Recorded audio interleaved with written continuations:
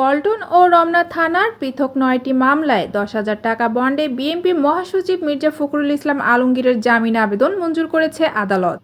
Dhaka metropolitan magistrate আদালতের additional chief metropolitan magistrate Mohammad Sultan Sohaguddin বুধবার এ আদেশ দেন। তবে আরও ২টি মামলা পেন্ডিং থাকায় বিএনপি মহাসচিবকে কারাগারে থাকতে হচ্ছে, মুক্তি মিলছে না তার। গত ২৮ অক্টোবর বিএনপি মহাসমাবেশকে কেন্দ্র করে সহিংসতার ঘটনায় পল্টন থানায় ৩টি ও রমনা থানায় ৬টি মোট ৯টি মামলা দায়ের হয়। এই ৯টি মামলায় জামিনের জন্য আবেদন করেন বিএনপি মহাসচিব মির্জা ফখরুল ইসলাম আলমগীর। সিএমএম কোর্টে আংশিক শুনানি মঙ্গলবারই হয়। বুধবার দুপুরে পূর্ণাঙ্গ জামিন শুনানি অনুষ্ঠিত হয়। এ সময় রাষ্ট্রপক্ষ থেকে জামিনের বিরোধিতা করে আদালতে বক্তব্য উপস্থাপন করে আদালতে রাষ্ট্রপক্ষের আইনজীবীরা বলেন, মির্জা ফখরুলের প্রত্যক্ষ নির্দেশনায় সহিংসতা ঘটনা ঘটেছে, তিনি এ উস্কানিদাতা। উভয় পক্ষের শুনানি নিয়ে আদালত মির্জা ফখরুল ইসলাম আলমগীরের বিরুদ্ধে করা ৯ মামলায় জামিনের আবেদন মঞ্জুর করেন। আদালতে ফখরুলের আইনজীবীরা দাবি করেন, মির্জা ফখরুলের বিরুদ্ধে করা ৯টি মামলা রাজনৈতিক।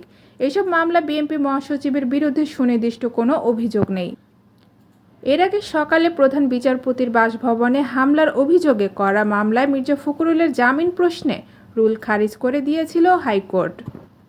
প্রসঙ্গত, গত বছরে ২৮ অক্টোবর বিএনপির মহাসমাবেশকে ঘিরে সংঘর্ষের পর রাজধানী পল্টন ও রমনা থানায় পুলিশ বাদী হয়ে মোট ১১টি মামলা করে। এইসব মামলায় ৯টি এজাহারে মির্জা ফখরুল ইসলাম আলমগীরের নাম রয়েছে, কিন্তু তাকে প্রধান বিচারপতি বাসভবনে হামলার মামলায় গ্রেফতার করা হলেও বাকি মামলাগুলোতে গ্রেফতার দেখাচ্ছিলেন না পুলিশ।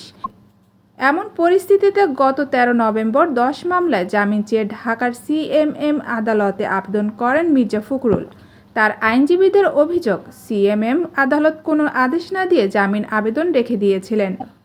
এই অবস্থায় জামিন আবেদন গ্রহণ ও শুনানিতে সিএমএম আদালতের নিষ্ক্রিয়তা চ্যালেঞ্জ করে ১৪ নভেম্বর হাইকোর্টে রিট আবেদন করা হয়।